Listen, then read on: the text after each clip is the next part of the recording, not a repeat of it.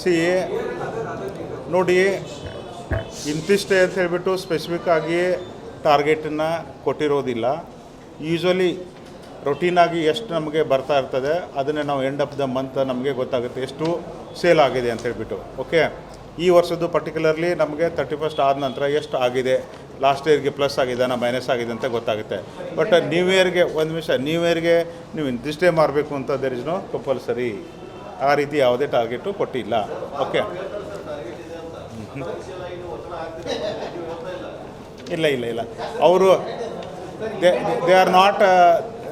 ಈಗ ನಾವು ಹೇಳ್ತೇವೆ ಇಷ್ಟು ಕೊಡಿ ಅಂತ, ಯಾಕೆ ಕೊಡಲ್ಲ? ಮತ್ತು ನಾವು ಹೇಳ್ತೇವೆ ಆಯಿತು ನಿಮ್ಮನ್ನೇ ಮುಂದಿಟ್ಕೊಂಡು ಹೇಳ್ತೇವೆ ಇಷ್ಟು ಕೊಡಿ ಅಂತ, ಕೊಡ್ತಾರಾ? ಹಂಗಿಲ್ಲ, ಅವರು ಏನೋ ಹೇಳ್ಕೊತ ಹೋಗ್ತಾರೆ. But there is no target as such. Okay, ನೀವು ಇಂತಿಷ್ಟೇ ಮಾರಬೇಕು ಅಂತೇನಿಲ್ಲ. ಯೂಶ್ವಲಿ ಲಾಸ್ಟ್ ಇಯರ್ಗೆ ಏನು ಬಂದಿತ್ತಲ್ಲ ನಾವು ಕಂಪೇರ್ ಮಾಡ್ತೇವೆ, ಹೆಚ್ಚು ಬಂದಿದ್ದೇನಾ, ಕಡಿಮೆ ಬಂದಿದ್ದೇನಾ, ಒಳ್ಳೆ ಸೇಲ್ ಬಂದಿದ್ದೇನಾ, ಒಳ್ಳೆ ರೆವಿನ್ಯೂ ಬಂದಿದೆ ಅಂತ ನಾವು ಜಸ್ಟ್ ನಿಮಗೆ ಬ್ರೀಫ್ ಮಾಡ್ತೇವೆ ಆಫ್ಟರ್ ದ್ಯಾಟ್.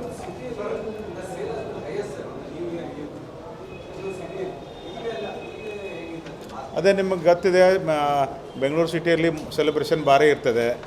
ಬಟ್ ನಮ್ಮ ಬೆಳಗಾಂ ಸಿಟಿ ಅಂತಲ್ಲಿ ಅಷ್ಟು ಕಂಪೇರೇಟಿವ್ ಇರೋದಿಲ್ಲ. Okay, that is the difference. ಇಲ್ಲ FIR ಹಾಕಿದ್ದಾರೆ ಅಂತ, FIR ಹಾಕಿದ್ದಾರೆ ಅಂತ ಬಾರ್ ಮೇಲೆ ನೋಡಿ.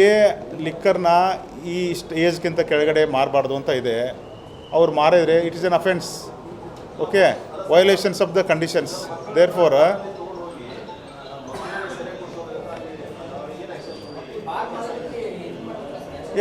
ನಾವು ಅವ್ರ ಮೇಲೆ ಕೇಸ್ ಹಾಕ್ತೇವೆ. ಖಂಡಿತವಾಗಿ ಕೇಸ್ ಹಾಕಿದ್ದಾರೆ.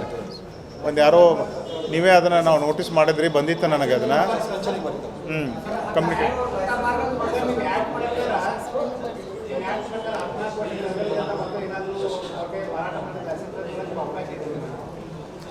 ಸಿ ನೋಡಿ, ಈಗ